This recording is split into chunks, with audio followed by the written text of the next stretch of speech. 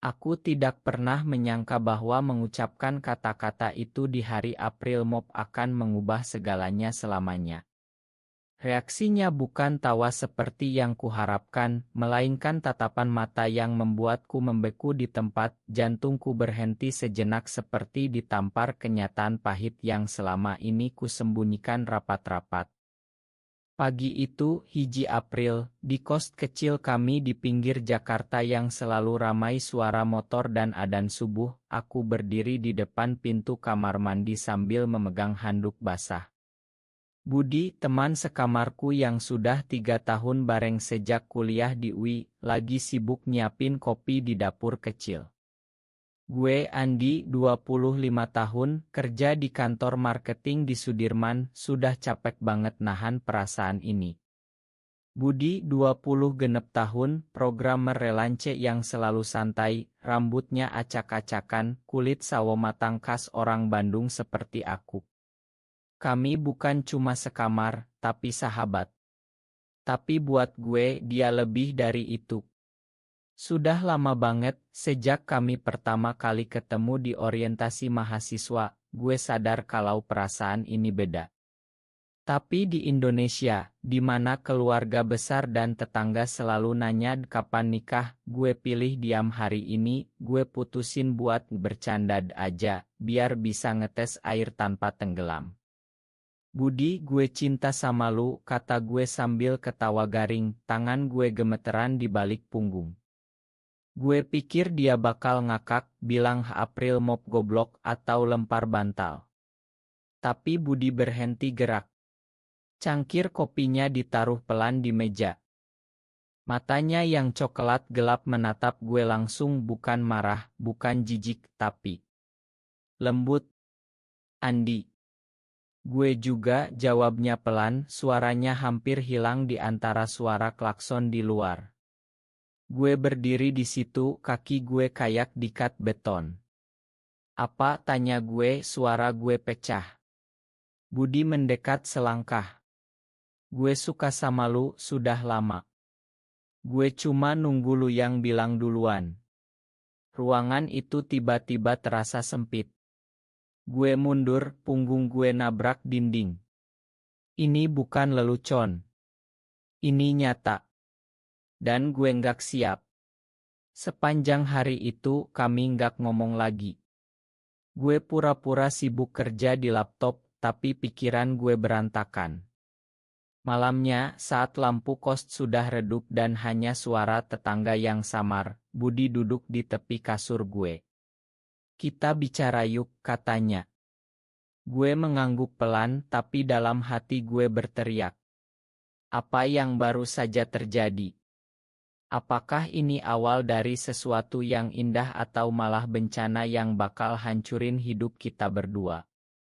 Kami ngobrol sampai subuh, cerita tentang rasa takut yang sama, tentang keluarga yang pasti nggak bakal ngerti, tentang masyarakat yang selalu bilang ini dosa.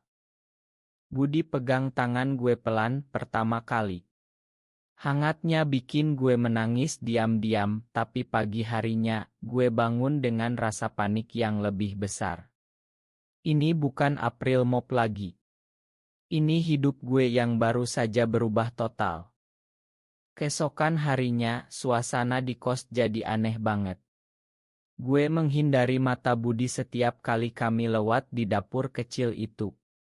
Sarapan pagi yang biasanya kami bagi bareng jadi hening, hanya suara sendok yang beradu dengan mangkuk nasi goreng sisa semalam. Gue kerja dari pagi sampai malam, pura-pura lembur padahal sebenarnya cuma duduk di kai dekat kantor sambil mikir ulang setiap kata yang kami ucap malam itu. Gue juga suka sama lu. Kalimat itu muter-muter di kepala gue kayak lagu yang gak mau berhenti. Di tengah kemacetan Sudirman yang panas dan berisik, gue nanya diri sendiri, apa gue siap? Di Indonesia ini, cowok suka cowok bukan hal yang gampang. Keluarga gue di Bandung, mama yang setiap minggu nelpon nanya Andi kapan bawa calon ke rumah, papa yang pensiunan guru yang selalu bangga sama anak laki-laki sejati. Kalau mereka tahu apa yang bakal terjadi. Budi kelihatan lebih tenang. Dia masih masak mie instan buat gue malam-malam, masih ketawa saat gue cerita tentang bos gue yang nyebelin. Tapi gue lihat, matanya kadang kosong saat dia lagi ngetik kode di laptop. Suatu malam, setelah hujan deras bikin listrik kos mati sebentar, kami duduk di balkon kecil sambil nyalain lilin. Andi, kita coba aja pelan-pelan, kata Budi pelan, suaranya campur bau tanah basah. Gak usah buru-buru bilang ke siapa-siapa. Cuma kita berdua dulu. Gue mengangguk, tapi dalam hati gue takut. Kami mulai deket lagi, tapi beda. Pegangan tangan diam-diam saat nonton film di laptop, pelukan singkat sebelum tidur. Rasanya manis, tapi juga berat. Gue sering bangun tengah malam, lihat Budi tidur di kasur sebelah, dan bertanya-tanya, apa ini cinta atau cuma kesepian. Di kantor, teman kerja gue, Rina, sering nanya kenapa gue kelihatan pucat. Lo lagi ada masalah apa, Di? Pacar baru, tanyanya sambil ketawa. Gue cuma senyum kecut. Kalau dia tahu pacar gue adalah cowok yang tidur di sebelah gue setiap malam. Minggu itu Budi ajak gue jalan ke Monas malam-malam.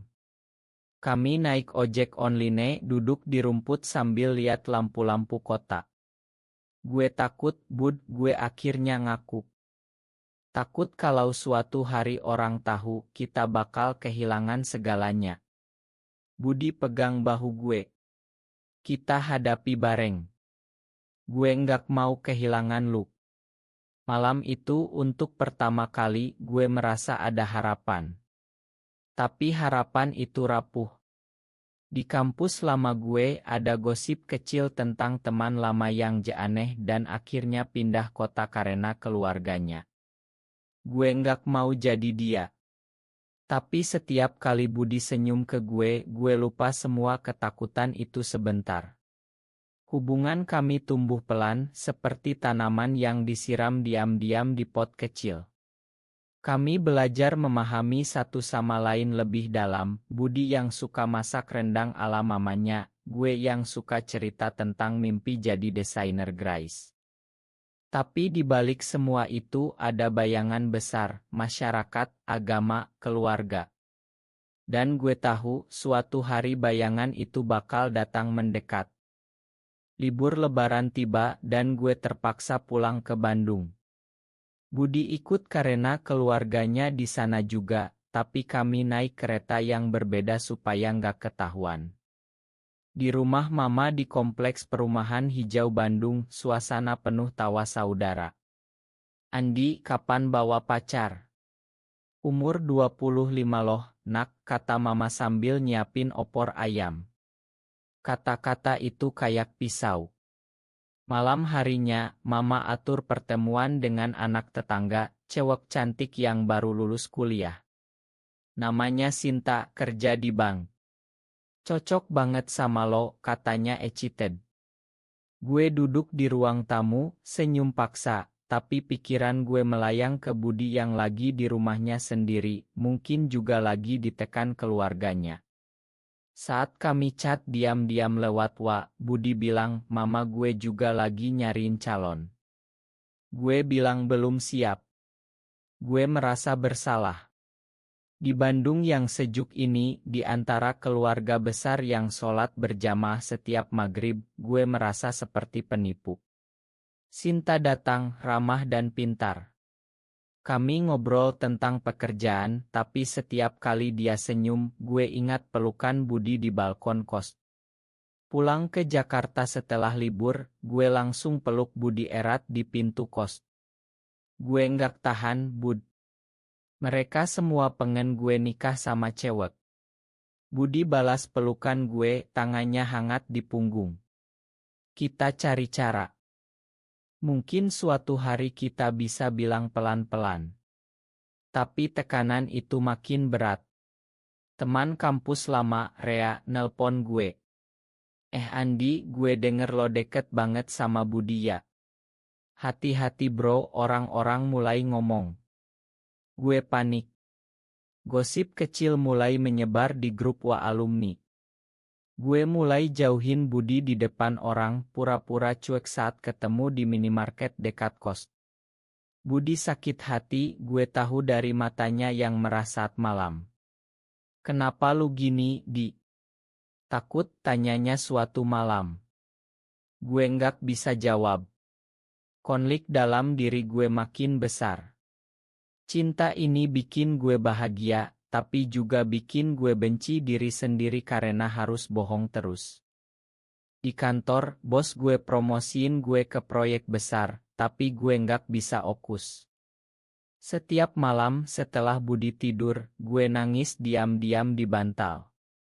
Apa gue harus pilih keluarga atau hati gue sendiri? Suatu hari, semuanya meledak. Rea, teman yang dulu nelpon, ketemu gue di kai dekat kantor. Andi, gue lihat lu sama Budi di Monas malam-malam. Lo berdua. Apa? Tanyanya pelan tapi tajam.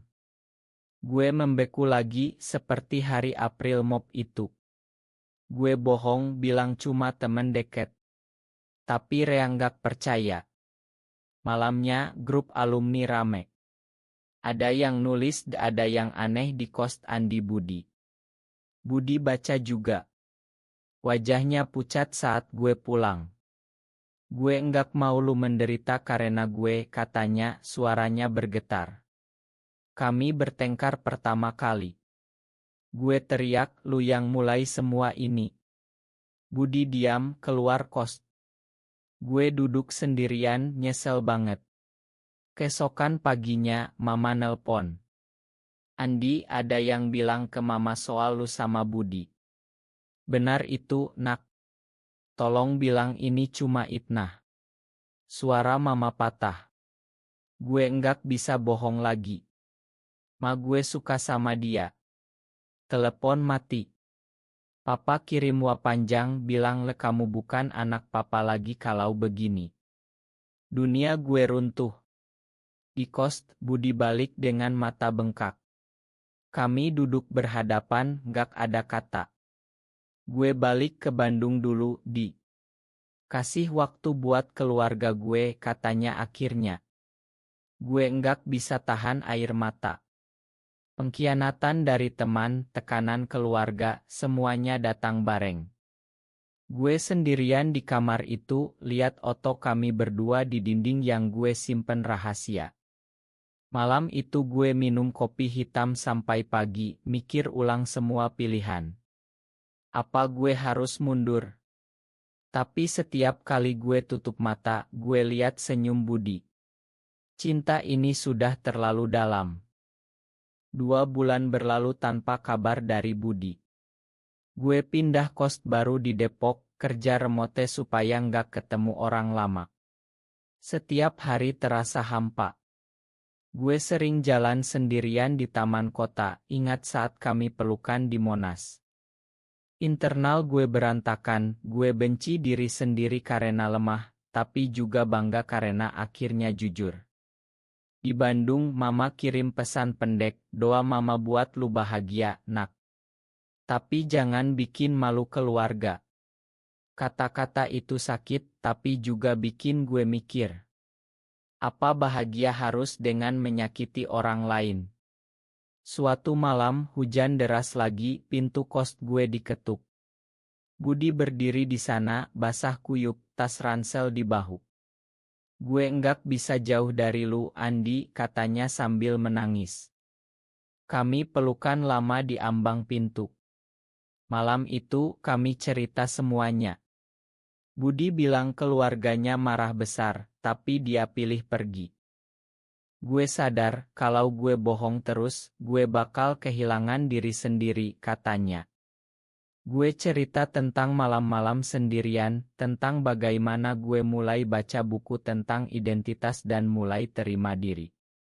Kami nggak langsung balik bareng. Kami butuh waktu buat sembuh. Gue mulai terapi online, bicara tentang rasa bersalah dan bangga yang campur aduk. Budi cari kerja baru di Jakarta. Perlahan kami bangun lagi dari nol. Tapi kali ini lebih kuat.